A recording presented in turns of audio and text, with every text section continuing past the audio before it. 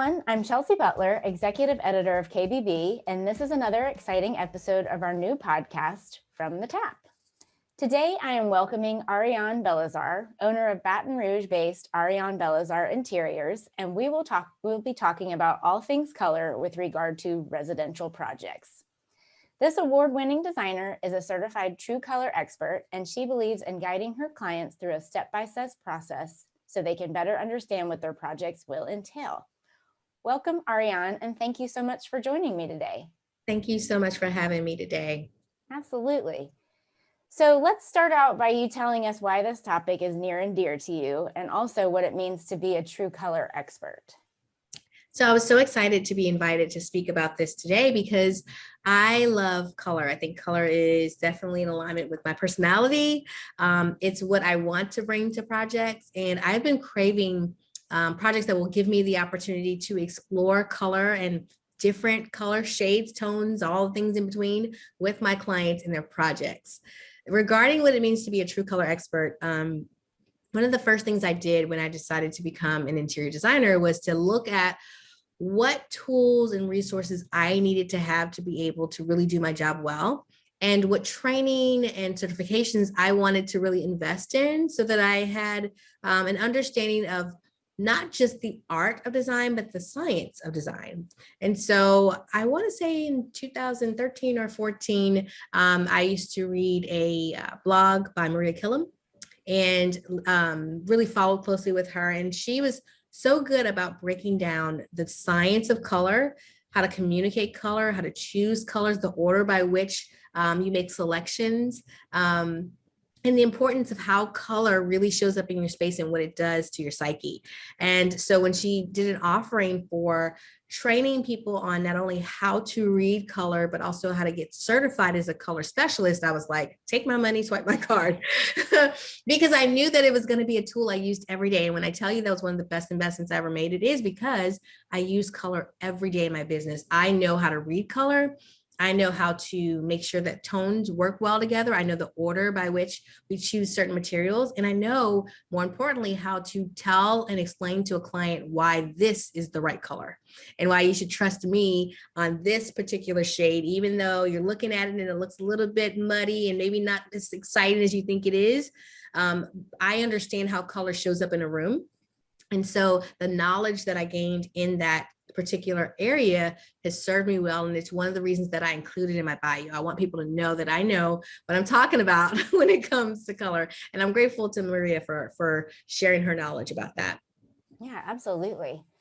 So everybody's talking about how color is playing such a huge role in setting and improving moods. Can you go into a little more detail about how that works?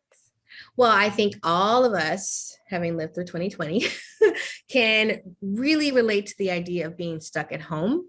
And, you know, our homes before 2020, for most of us, were probably a pass through. So we would spend a lot of time trying to find the perfect home. We would dream about this space. We'd move into the home. We'd have all these aspirations about how we were going to decorate it to make it look like us and feel like us. Sometimes we get to achieve that, others we don't.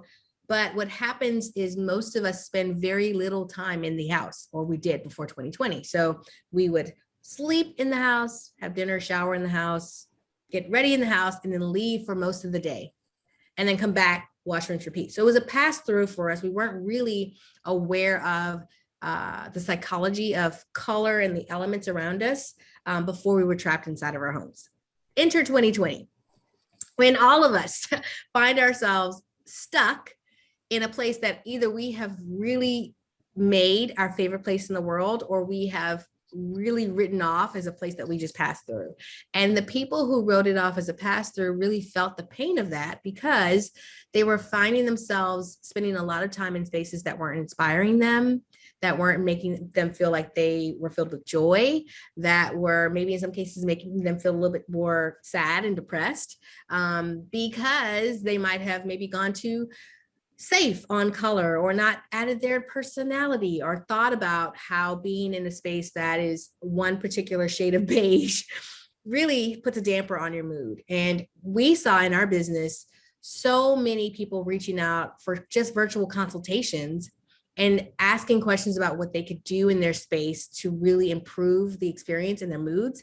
And the tool we would usually use with them on those calls was color. We couldn't tell them to get new furniture. We couldn't tell them to have the contractor come over and knock out a wall, right?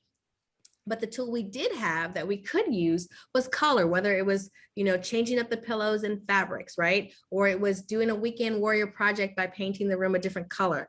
Those were the tools we were using to give them a different experience in the space that they were, quote unquote, trapped in.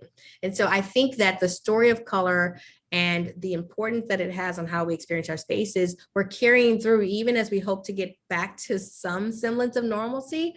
We're still carrying what we learned in 2020 about the importance of our homes and our colors into what we're bringing into our spaces now. And you see it in the projects that people are highlighting. You see that people are taking a stand and saying that they want to have the confidence to make their homes feel like them. No longer are they worried about what's going to be resale, like good resale value, which is white. Right. They're like, no, if I want a purple gym, I'm going to have a purple gym. And by the way, I want a gym, right?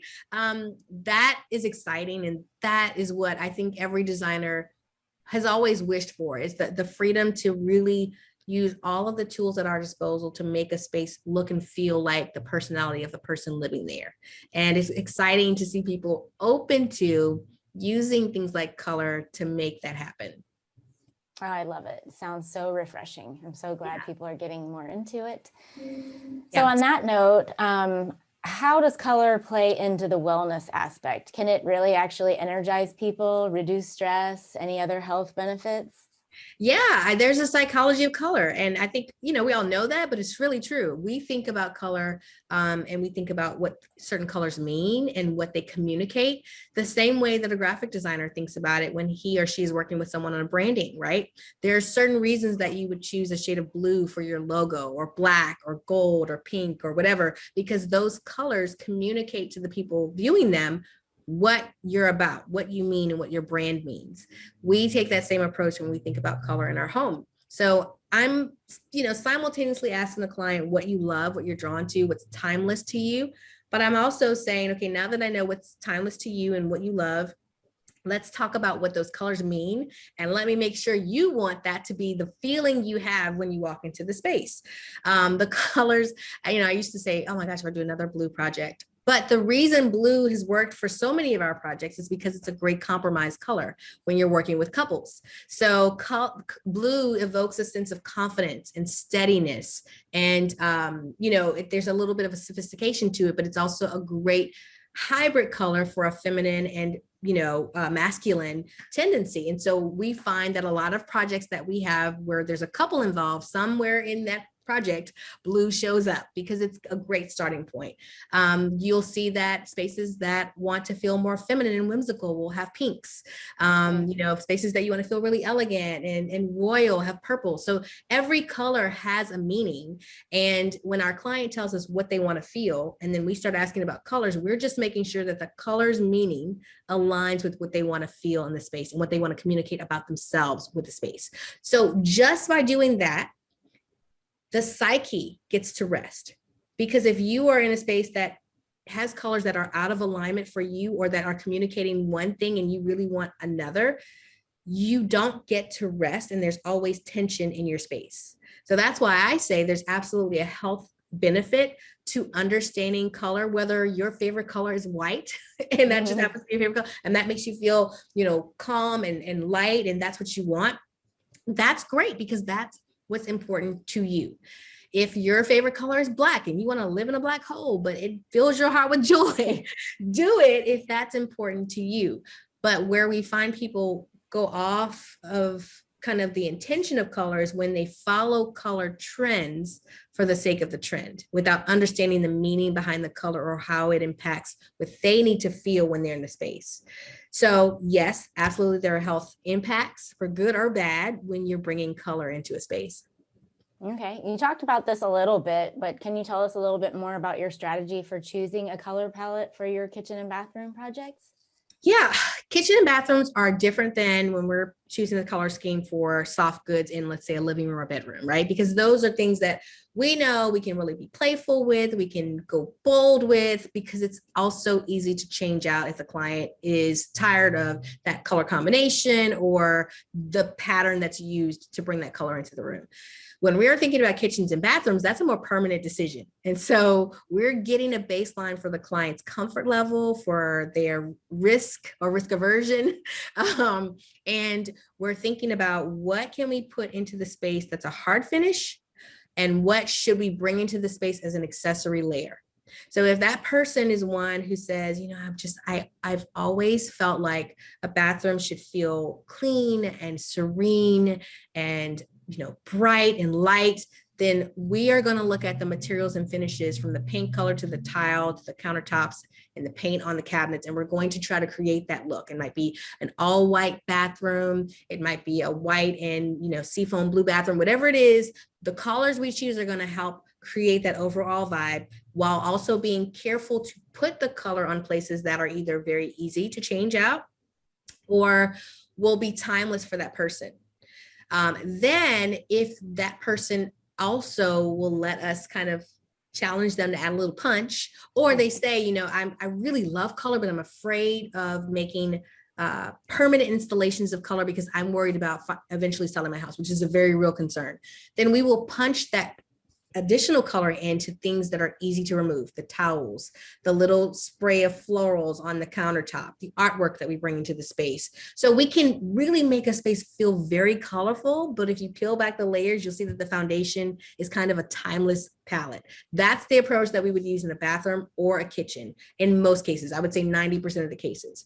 In 10% of the cases, if someone's like, I know, I'm good, I want to do color, I don't care if people like it, I don't care if they hate it, it's just me and my space, then those are exciting projects, because we can really go in and say, okay, what makes your heart sing? What are you excited about? And we can bring that into everything from the cabinetry to the faucets to the, you know, the shower, whatever, right? But it's very few people have the confidence and, quite frankly, the privilege to be able to do that. Most people are very practical and rooted in reality, and they're always thinking about, you know, if this isn't my forever home, eventually I'm going to have to sell it, and I want to make smart choices that aren't going to ding me when I go to put this house on the market. That makes sense. So what are the questions you ask to help clients, you know, kind of figure out their personal style when it comes to color? Well, we do a couple of things. The first thing that we do, we get to go to the client's house and kind of look around and observe and notice what the client already has, and ask a million questions about what they've already chosen to bring in or display in their space. If there's a piece of art, we'll ask questions like, do you love that piece of art? Tell me the story behind it.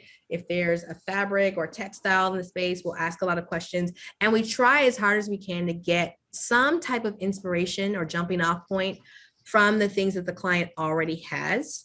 That's a really good indication. We'll ask questions. I find that when I ask someone, what's your favorite color? They really have a hard time saying what their favorite color is. But if I observe them in their space, I can ask the question about a thing, and then they'll say, oh, I love that piece or that color or the story behind it. So we'll find inspiration with something the client already has. We'll also do a few exercises when we onboard a new client where we show them visuals. So we will say, okay, you said you wanted your vibe to be this. We know the color psychology behind this. Here are a couple of inspiration photos of spaces and things, and, you know, just a whole mood board. Is this board, this overall combination of visual elements, on par with the direction you want us to start going in with your space?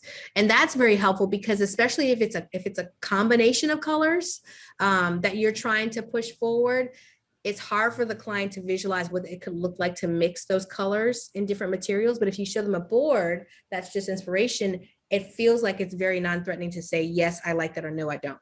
And so it's a great conversation piece for us. We have the same shade of mustard yellow in our head that you do, or we have a project right now where the clients threw us for a loop, because we were like, well, what colors do you like? And usually people say, I don't know, but they were like, oh, we love purple and blue. And I was like, ooh, But it became such a fun project in our office, because it was about finding the right shade of purple and blue, the shades that work together to make a very elevated and sophisticated space. And we can't wait for people to see that project, because we were able to pull it off with those colors. So sometimes you need to know or to show the client what colors look like together and let them give you a checkpoint of, yes, that feels good, or no, that's way too bold, or that's not bold enough. And we continue to reiterate or to do different iterations of those mood boards until we get to a point where the client feels comfortable with that combination. That releases us to find the right materials to make that color combo come into the space. Yeah, definitely share that project with me when you're finished. I will. So, you know, when your client is kind of clearly going for the wrong choice, be that not going bold enough or thinking way too far outside of the box, like what can you talk about with those two scenarios, assuming you may have gone through those before? Like, what would you do? I've had both scenarios. So the first is the client not going bold enough and really being locked into what they're seeing. That's a big challenge. We are so fortunate to live in a time where we have inspiration so easily accessible to us via Instagram or Pinterest or, you know, shelter magazines or anything, right? But what happens is most people are conditioned to want what they see. And so it's a real challenge when you have someone come to your table and you say, okay, let's talk about the kitchen, or let's talk about the master bath. What do you want to see? And it's like white, white, and more white.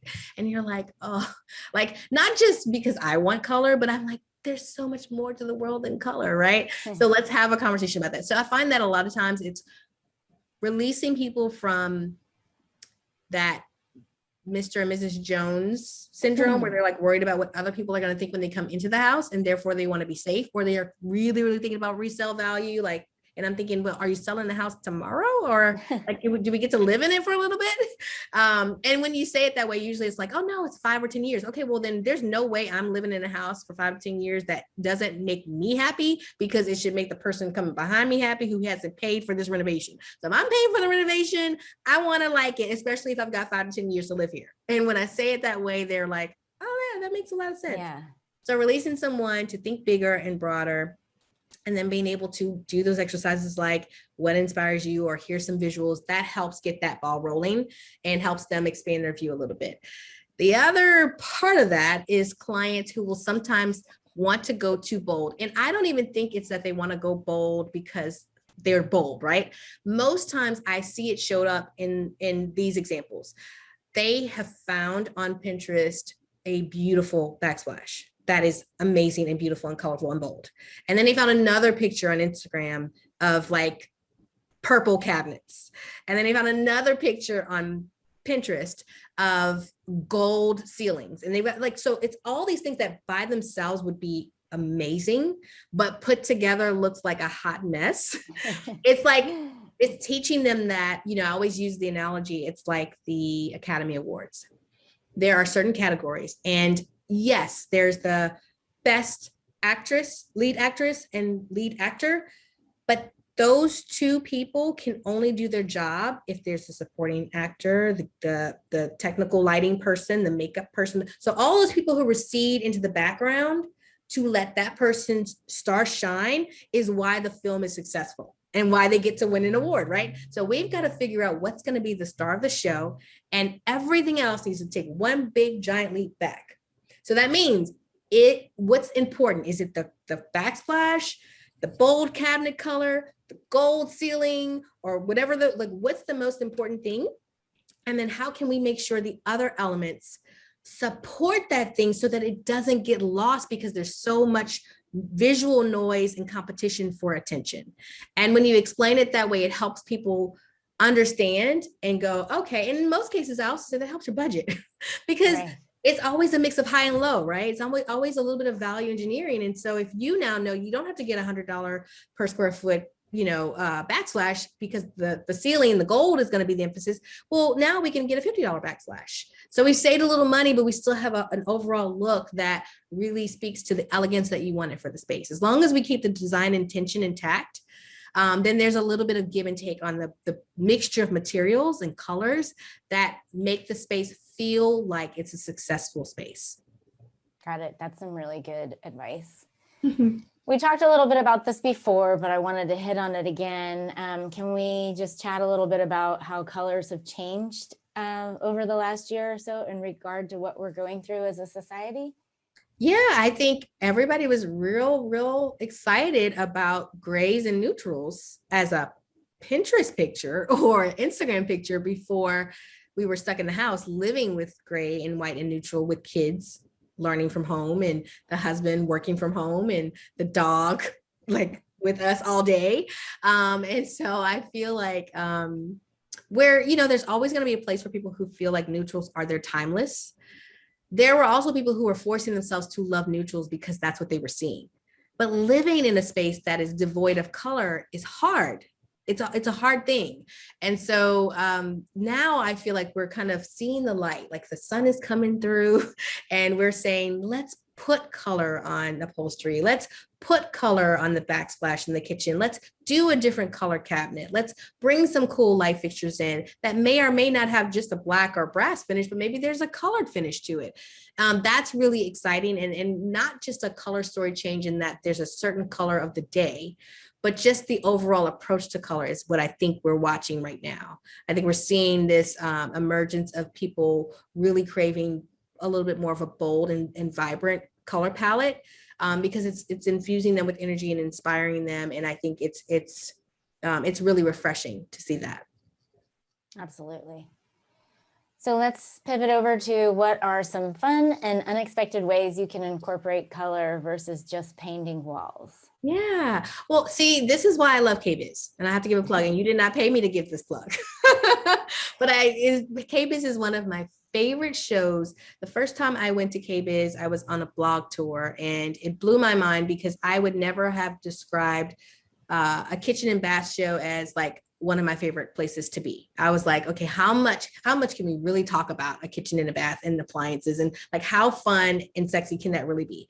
But let me just tell you, KBiz is like fashion week for kitchen and bath. And I had no clue there were so many more options and finishes and colors. And I mean, you can do everything from have colorful faucets to, appliances to the tile that you use on the floor and backsplash to, I mean, I just like, I could go on and on. So that show really exposed me to a lot more of the potential that we have in the market.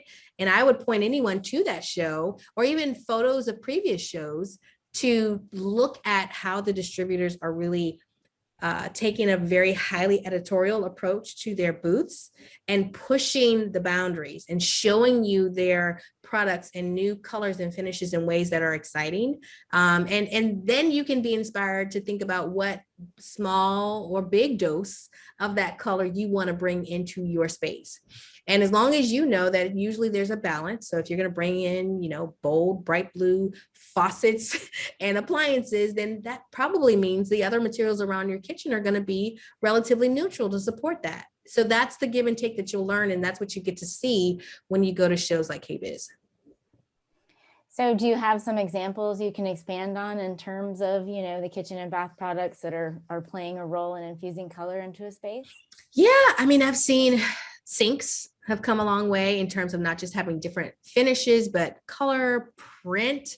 I mean, you can see pattern in things like bathroom sinks and even kitchen sinks from some of the major distributors and manufacturers. Definitely have seen different colors in the faucets. The appliances are interesting because I think there was kind of this initial idea of changing the outer frame of appliances to allow you to have different color options. But then there was also the opportunity to change things like your hardware handle or knobs if you wanted just that little personal touch.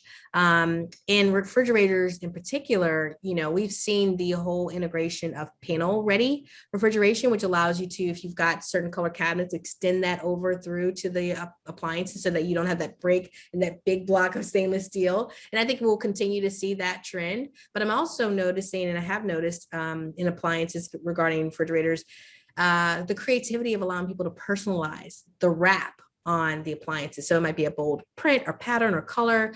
And that's really fun and exciting. And I think that kind of reminds me that not too long ago, or maybe long ago for some people, there was a time when your kitchen wasn't full of stainless steel. It was like, avocado green and like Right. pink and peach.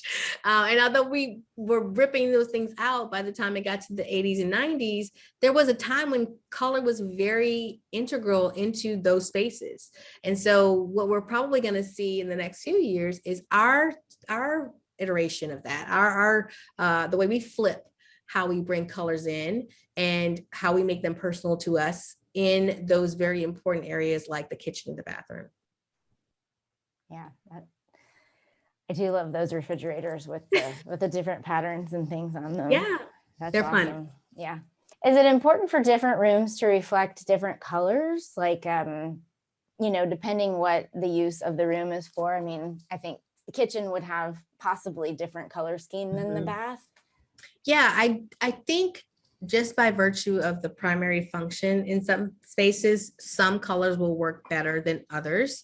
Where you might get away with much bolder colors in the kitchen because there's an energy in the kitchen and vibrancy that you want, especially in the spaces that are open concept.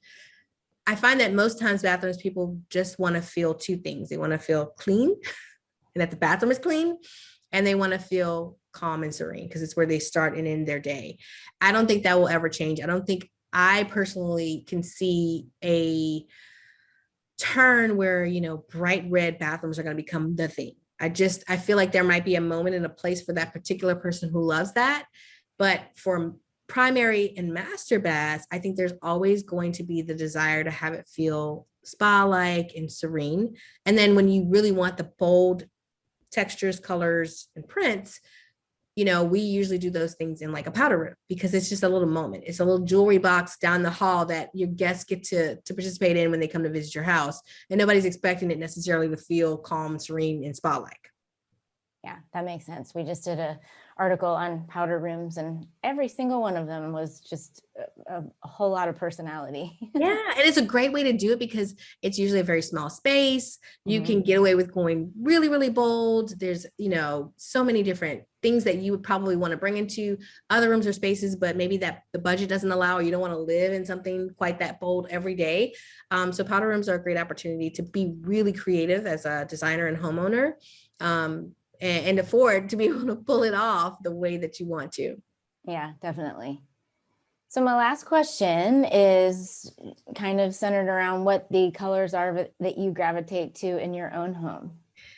My home is interesting. I share a home with my husband and 2 kids, so it can't just be me and what I like. My favorite color has always, always, always been pink. I think it's because that's like my birthstone for October. So I can remember every part of my life, there was some pink in it somewhere. But obviously it's not my husband's favorite color. So in my home, you'll see that we've got really kind of a high contrast black and white theme going on, really bold with the black because it's super dramatic for me and masculine for him. The white allows the spaces to stay bright and relevant. And then you do see my pink show up in like the living room and, my bedroom, and the powder room has a really beautiful shade that's almost between pink and purple. It's a great mauve. So you see my love of a certain color, but done in different tones and shades that make it palatable for my family. And I think it was probably a few weeks before my husband really realized those chairs were even pink because he loved the chairs. My thing was, hey, if I make him comfortable enough, he won't even really care. And so in the context of the whole room, it works. It's not offensive to him. And it's just a testament to how you can have that compromise in color if you just make sure that the foundation is right and that you've got the function down, and then form will follow. And you can, be wild and crazy and zany, or just a little bit more courageous in your color selections than you might have been if you were afraid of the other person's opinion. Yeah, so that answers another question I thought of while we were talking in terms of, how to pick a balance if there are a couple of homeowners in there that have really differing opinions about what they like in terms of color. So yeah, that makes sense. You've got to take everyone's opinion into consideration. So That's right. Yeah. Well, thank you so much, Arianne. I am so glad that you were able to join us today and provide all this great information to our listeners. And I can't wait to catch up with you at KBIS in a couple of months. Sounds good. I can't wait. All right. Take care. Thank you.